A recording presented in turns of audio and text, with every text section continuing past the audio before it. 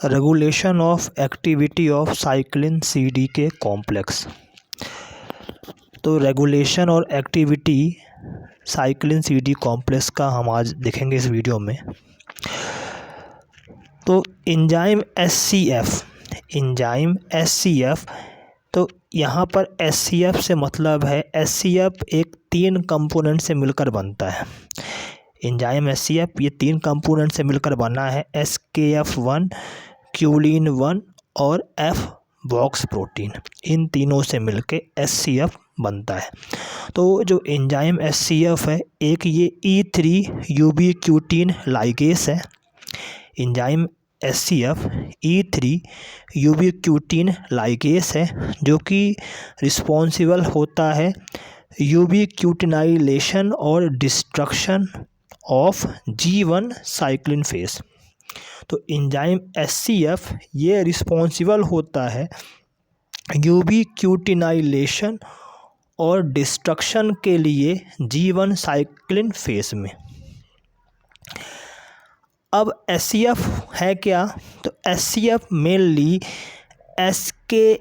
SKP1, क्यूलिन 1 और F box protein, इन तीनों से मिलकर बना होता है और इसमें 3 कंपोनेंट होते हैं।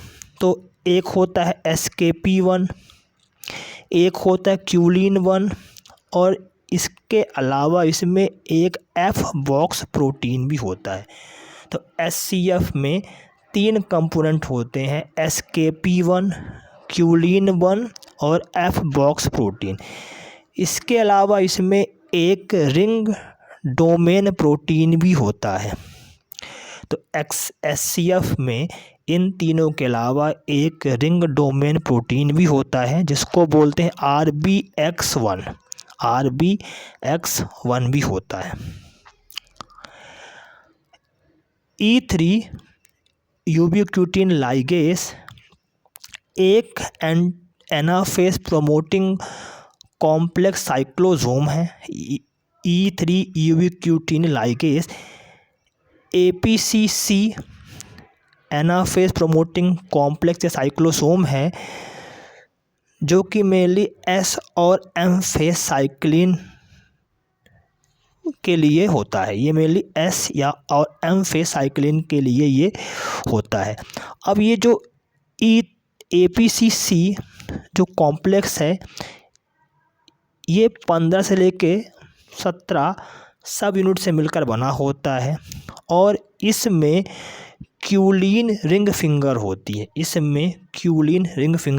है, लेकिन इसमें F बॉक्स प्रोटीन नहीं होता। तो 2 यूबीक्यूटिन लाइगेस हैं, एक तो हमने पढ़ा SCF और एक है APC और C। तो APC और C ये S और M फेज साइक्लिन के लिए होता है, मतलब ये S और M फेज साइक्लिन का डिस्ट्रक्शन कराता है। फिशन ईस्ट में MCD, फिशन ईस्ट की बात करें तो फिशन ईस्ट में माइटोटिक CD की एक्टिविटी को रोकने का काम करता है V1। तो फिशन ईस्ट में MCD के एक्टिविटी को इनहिबिट करने का काम करता है V1। V1 एक प्रोटीन काइनेस है। अब देखते हैं ये V1 कैसे MCD के एक्टिविटी को इनहिबिट करता है। तो MCD के इनएक्टिव कैसे होता है, तो यहाँ पर हम देखते हैं कुछ पाथवे दे रखे हैं। तो M साइक्लिन CDK के साथ CDK अटैच होता है। M साइक्लिन के साथ CDK अटैच होता है। तो यहाँ पर V1 CDK जो कि एक काइनेस है, इनहिबिटरी काइनेस है, वो यहाँ पर जुड़ जाता है और जुड़ने के कारण क्या होता है, ये CDK के में ये फॉस्फेट को ऐड कर देता है। यहाँ पर M साइक्लिन के जो CDK है उसमें ये V फर्स्ट P15 को ऐड कर देता है, और ये जो P15 है ये एक इनहिबिटरी काइनेस है, P15 को ऐड कर देता है जो कि एक इनहिबिटरी काइनेस है। इसके बाद कैक ये भी एक CDK एक्टिवेटिंग काइनेस है। तो V1 ये CDK इनहिबिटिंग काइनेस है, जबकि जो कैक है ये CDK एक्टिवेटिंग काइनेस है। तो V फर्स्ट ने तो एम साइक्लिन CDK को इनहिबिट किया, लेकिन जो कैक है ये CDK की ये CDK को एक्टिवेट करता है। इसके बाद एम साइक्लिन के साथ CDK और P15 ऐड था। अब इसके साथ एक P161 एक्टिवेटिंग काइनेस ऐड हो जाता है। तो V P15 को ऐड करता है, जबकि कैक ये P161 को ऐड करता है। और P161 ऐड होने के कारण यहाँ पर जो CDC25 है, CDC25 मेनली बडिंग ईस्ट में मिलता है। तो ये जो CDC25 क्या कराएगा, ये P15 को बाहर कर देगा, और जैसे ही P15 बाहर होगा एम साइक्लिन CDK एक्टिव हो जाएगा। तो एम साइक्लिन CDK एक्टिव हो गया, तो ये प्रोसेस है। तो एम साइक्लिन CDK के साथ V first CDK inhibiting kinase जब ऐड होता है तो वो P15 को जोड़ देता है। P15 एक इनहिबिटरी काइनेस है। इसके बाद कैक CDK एक्टिवेटिंग काइनेस ये ऐड हो जाता है, P161 ऐड कर देता है, जो क्या करता है कि P15 को बाहर कर देता है, और जैसे ही P बाहर होगा एम CDK एक्टिव हो जाता है।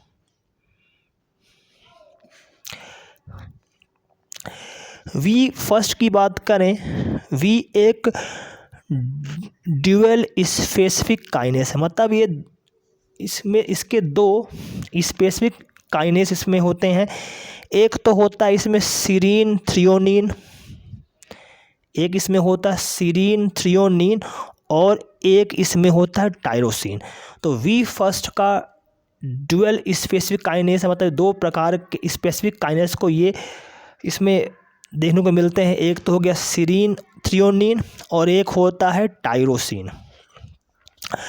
V फर्स्ट और CDC25 की बात करें तो V फर्स्ट और CDC25 ये एंटागोनिस्टिक होते हैं, ये एंटागोनिस्टिक होते हैं। कहने का मतलब है कि अगर V फर्स्ट का अमाउंट कम होगा, और अगर V फर्स्ट का अमाउंट कम होगा तो ये V फर्स्ट का अमाउंट अगर डिक्रीज़ होगा और CDC25 का अमाउंट इंक्रीज़ होगा, तो ये क्या करेंगे, ये एक्टिवेशन करेंगे CDK का। तो ये एक दूसरे के विरुद्ध काम करते हैं, एक दूसरे के विरुद्ध काम करते हैं। तो V फर्स्ट और CDC25 ये एंटागोनिस्टिक होते हैं।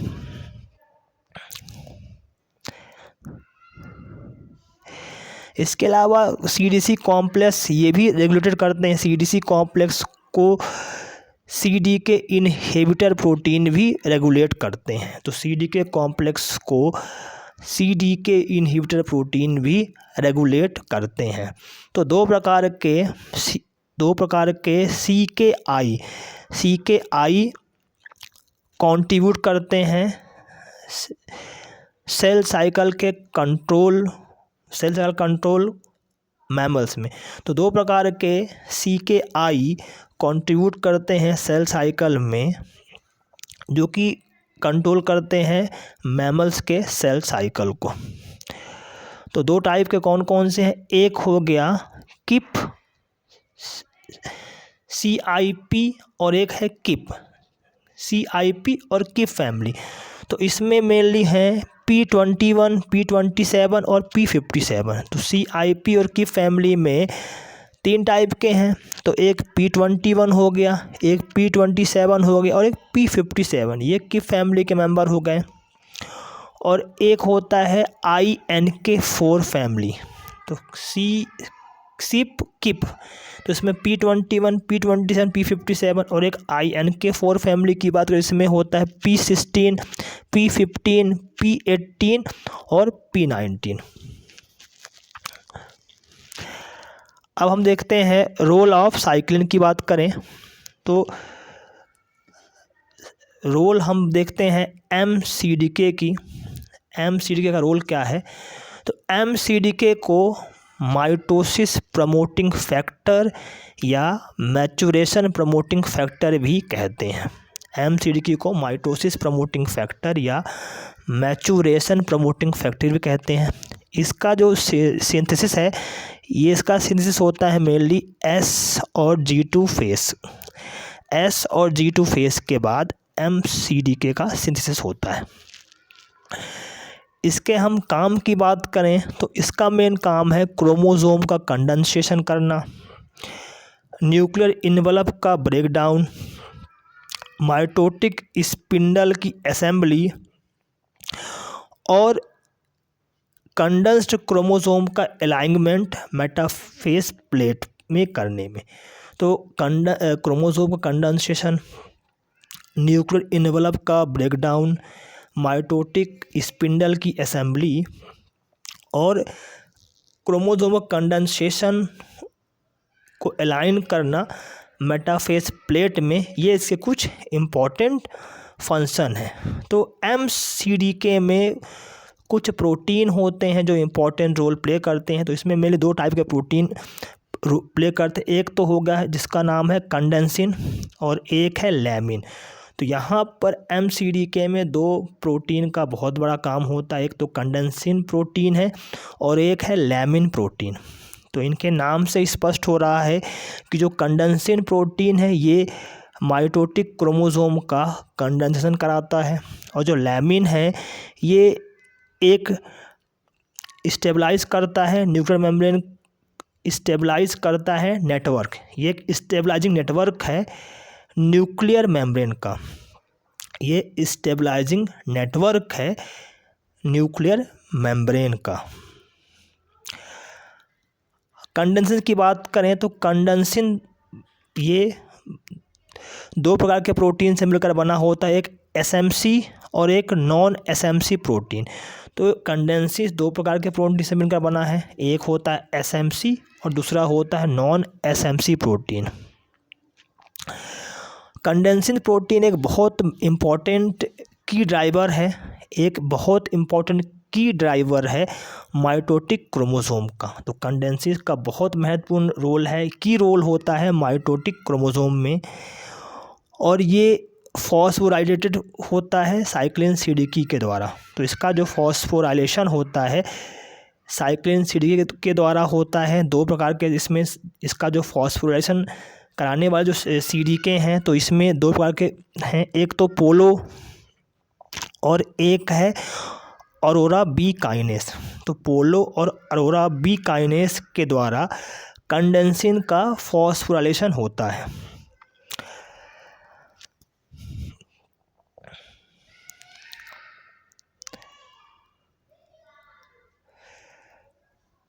अब इसके आगे हम देखते हैं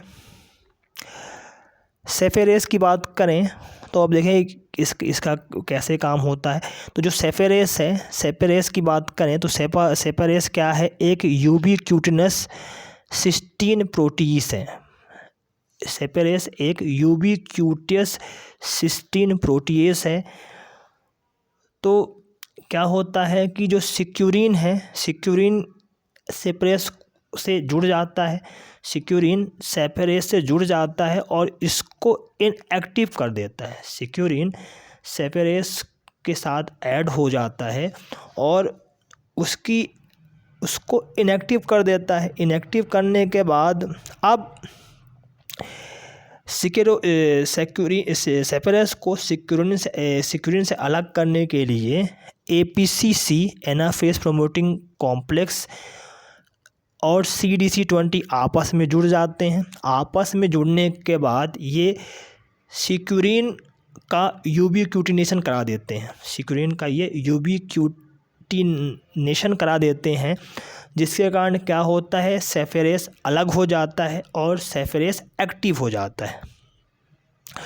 तो APCC और CDC20 आपस में ऐड हो जाते हैं और ये सिक्यूरिन का यूबिक्यूटिनेशन करा देते हैं, जिसके कारण सल्फेरेस अलग हो जाता है और सल्फेरेस अलग होता है और ये क्या कराता है, ये कोहेसन प्रोटीन का ब्रेक डाउन करा देता है। ये कोहेसन प्रोटीन का ब्रेक डाउन करा देता है। तो सिक्यूरिन सल्फेरेस के साथ जुड़ जाता है, जिसके कारण ये इनएक्टिव हो जाता है और APCC और CDC20 आपस में जुड़ के ये सिक्यूरिन को अलग कर देते हैं और सल्फेरेस एक्टिव हो जाता है और ये एक्टिव होने के बाद ये कोहेजन प्रोटीन का ब्रेक डाउन करा देता है। अब यहाँ पर हम देखते हैं एम साइक्लिन के साथ CDK ऐड हो गया है। एम साइक्लिन और CDK आपस में जब ये ऐड हो जाते हैं तो ऐड होने के बाद यहाँ पर भी जो APCC है ये CDH1 के साथ ऐड हो जाता है और ये एम साइक्लिन को CDK से अलग कर देता है, जिसके कारण ये एम साइक्लिन का यूबिक्यूटिनेशन हो जाता है। यूबिक्यूटिन मीडिएटेड प्रोटियोसोमल डिग्रेडेशन हो जाता है एम साइक्लिन का। तो यहाँ पर ध्यान रखने वाली बात है कि कौन कौन से यहाँ पर APCC और CDC20 ऐड होके सिक्यूरिन का यूबिक्यूटिनेशन करा रहे हैं और यहाँ पर APCC और CDH1 ऐड होकर ये एम साइक्लिन को CDK से अलग करा रहे हैं। तो ये ध्यान रखना है इसमें।